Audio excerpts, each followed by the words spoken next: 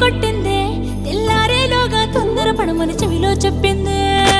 ఈ మాత్రం ఇంతే ఇస్తే సంటే కొట్ట